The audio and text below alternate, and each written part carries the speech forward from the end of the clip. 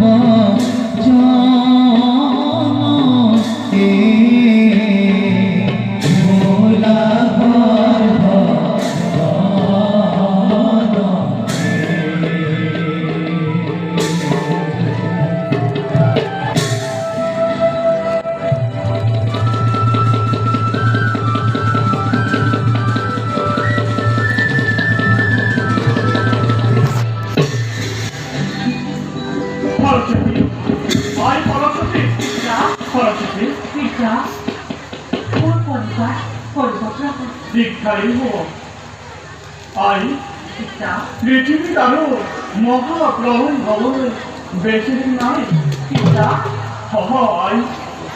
মন ক্ষুদ্র নারদার কুসক্রান্তকে পরি লক্ষ্মী একে ভয়ঙ্কর দৈত্যরে সৃষ্টি করেছে।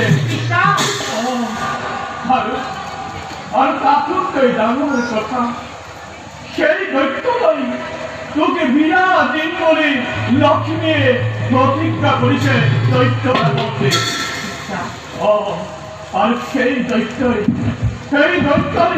তোকে বিচারি এতিয়া এই বলে আহিব আহিছে। মোৰ তুমি মানে বৰ চিন্তা হৈছে। আৰু সেই ধুৰাংগৰ দৈত্যকে দেখিলে মোৰ ভয়তে হাত ভৰি লুকাই নাই। লক্ষ্মী মোৰ পৰা কিয় হিংসা ভাগ জোৰ কৰিছে?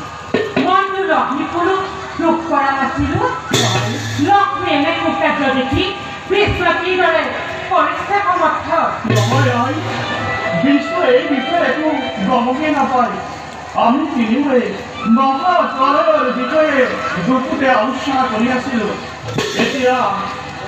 এতিয়া বিষ্ণু তাৰ বিষয়ে আলোচনা কৰিবলৈ লক্ষ্মী ওচৰলৈ গৈছে।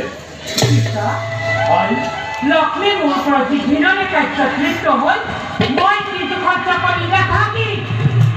মই যদি তোমাৰ কন্যা সৰস্বতী হওঁ, স্বাভাৱিক লক্ষ্মীয়ে মোৰ পুত্ৰই যি কাৰ্যমকে নিক্ষেপ কৰিছে সেই পাঠে মই লক্ষ্মীৰ পুত্ৰই উভতাই পঠাম। আৰু তেতিয়াই লক্ষ্মীয়ে বুজিব এই পৃথিৱীৰ লক্ষ্মী শ্ৰেষ্ঠ নে সৰস্বতী। এইবোৰ কৰিবলৈ আৰু অলপ সময় নাই। দৈত্যই তোকে বিবাহ কৰাৰ লগতে মোৰ সমস্ত জ্ঞান আৰু মংগল হৰণ কৰি লৈ যাব। আপুনি মোৰ কাৰণে চিন্তিত নহ'ব। আপুনি বলক, দৈত্যই মোক হৰণ কৰিব নোৱাৰে। তাৰ ব্যৱস্থা মই নিজেই কৰিম। কিন্তু তোৰ বাবে মোৰ বৰ চিন্তা হৈছে। মই আহিলো আই, মই আহিলো আই।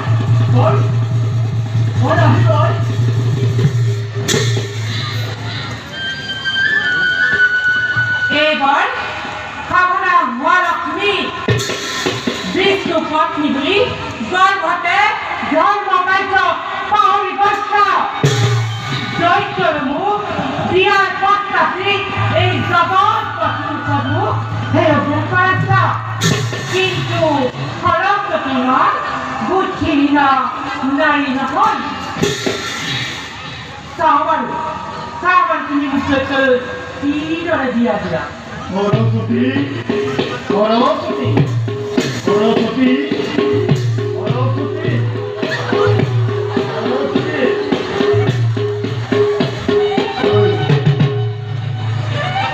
কোনটাই ভূতুরিনে ডাকিলে এই ভয় দৈত্যৰ ওচৰত কোনো মায়া চলিব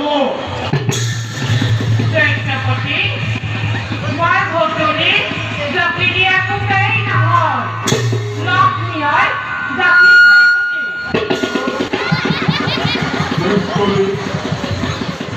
ওই সরস্বতী মতকে তুমি করছে জগতত্ব এই সুন্দরী বলি সরস্বতী মোর বিশ্বাস না হয় দৈত্যপতি আপোনাৰ নাট্য বিশ্বাস কৰিছে এই ভূমণ্ডল সৰস্বতী বুলি অন্য নাম কোনো নাম এই ভুল কামৰ প্ৰতি চলি আপুনি গ্ৰহণ কৰে মই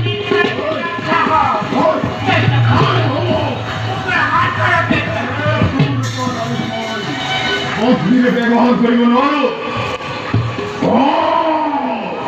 মস্তি এবং ভীষণ প্রতারণা করছে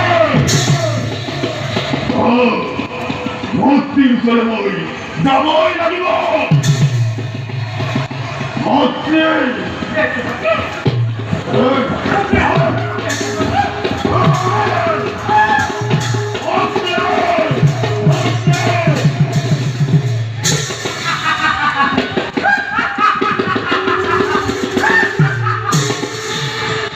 এবার সাবধান লক্ষ্মী তুমি মোৰ বুকুলৈ যি কাব্ৰমুখে নিক্ষেপ কৰিছিলা সেই পাঠে মই তোমাৰ বুকুলৈ ঘূৰাই দেখাইছো